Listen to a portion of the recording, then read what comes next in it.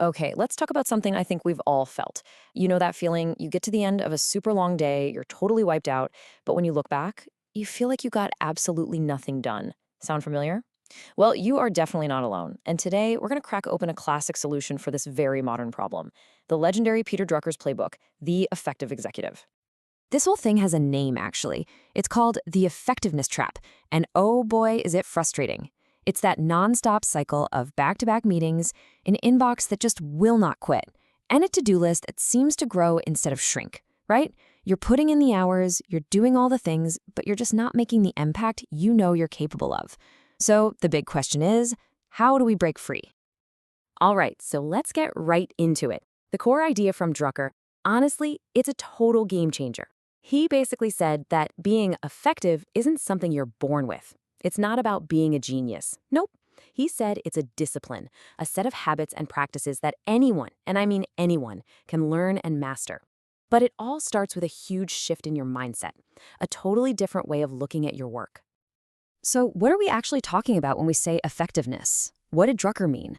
Well, it's not about being efficient, just doing things faster. And it's definitely not about just being busy. It's a learned skill, focused 100% on getting real, tangible results. It's all about making smart, disciplined decisions about where you put your time and energy so you can make a real, measurable impact. And this really breaks it down perfectly. Think about it. Most of us, we're trained to look at the left side of this chart. We measure our day by inputs: how many hours we clocked, how many tasks we crossed off the list. But Drucker's saying, nope, throw that out. The truly effective executive, they couldn't care less about that stuff. They live on the right side of this chart. They're laser focused on the outcomes. Their only questions are, what results did I actually create? What contribution did I really make today? Okay, so to build this new outcome-focused mindset, there are a few core disciplines you've got to master. You can think of them as the pillars, the foundation that holds up everything else. So pillar number one is all about understanding where your results really come from. And you've probably heard of this before, the 80-20 rule. It is absolutely crucial here. The idea is that a tiny, tiny fraction of what you do, we'll call them your most important tasks, or MITs, is responsible for almost all of your success. The whole trick is figuring out what those tasks are and then protecting them like your life depends on it. And this chart just nails it, right? I mean, look at your own work week. Can you pinpoint that critical 20%? Because that little slice of the pie, that's where you're creating pretty much all of your value. And the other 80%, according to Drucker, that's mostly just noise. And the effective executive, they're an expert at tuning that noise out. So how do you protect that precious 20%? Well, it all starts with one thing: mastering your time. Drucker was crystal clear on this. Time is your single most precious resource, and you can't get it back. If you don't get a handle on your time, you can't get a handle on anything else. End of story. But it's not just about time.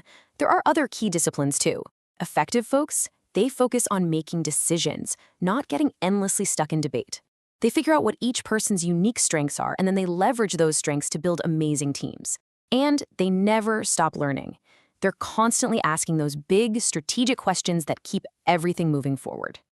Okay, so theory is great and all, but how do you actually do this? Like tomorrow morning? That's what we're getting into next. Let's shift gears to the super practical, actionable playbook that turns all this great thinking into a daily routine. And here we go.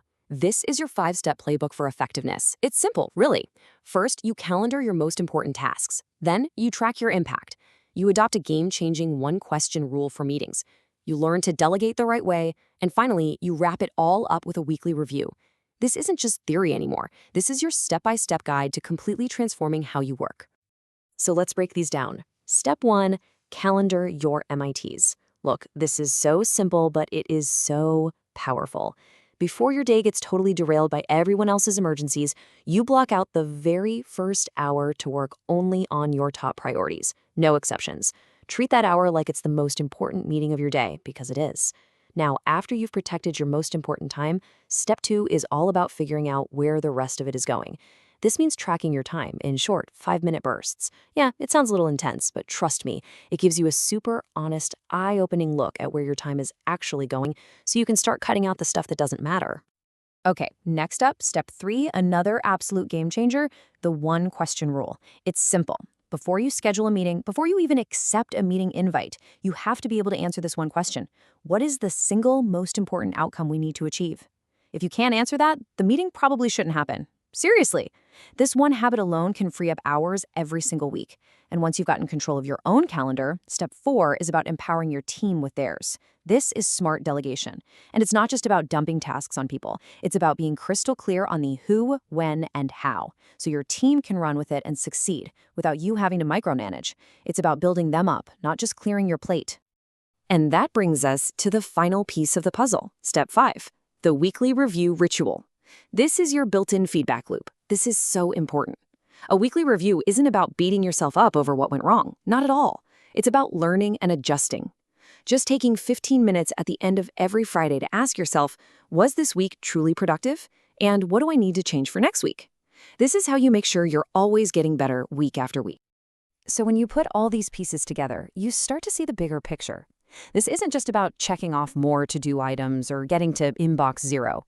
The ultimate payoff here is way, way bigger than that. It's about transforming yourself into an engine for impact inside your entire organization. Because here's the cool part. When you really start operating this way, when you become truly effective, it's contagious. It spreads. You start to model a completely new way of working for everyone around you. You start focusing your team on actual results, not just activity. You protect their time. You empower them to play to their strengths. Suddenly, your own personal effectiveness starts to lift up the entire team. And really, that's what it all boils down to. This is the big idea. True effectiveness is so much more than a checklist. It's a mindset.